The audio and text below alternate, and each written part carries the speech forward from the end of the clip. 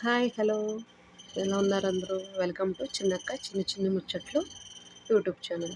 ఈరోజు ముచ్చట ఏంటంటే వెజ్ కిచిడి అండి.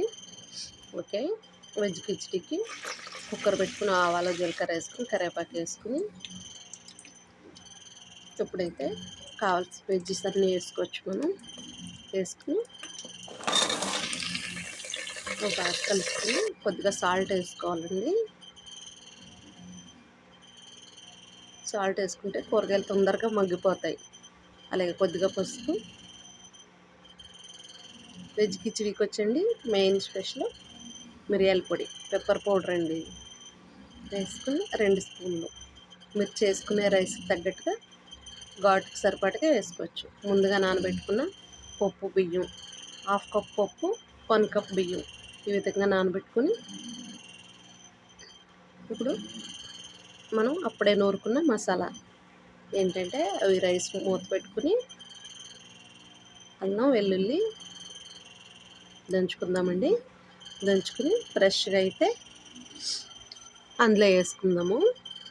ఇలాగా ఆ వెజ్జెస్కి రైస్కి మిరియాల పౌడరు, ఉప్పు అన్నీ బాగా పట్టుంటాయి. ఇప్పుడైతే మనం దంచుకున్న మసాలా కూడా వేద్దాం. అదే అల్లం వెల్లుల్లి పేస్ట్ వేసుకున్నాక 1 నిమిషం కలుపుకొని అప్పుడు 1:2 రేషియోలో వాటర్ వేసుకోవాలండి. 1 కప్పు దానికి 2 కప్పులు నీళ్ళండి.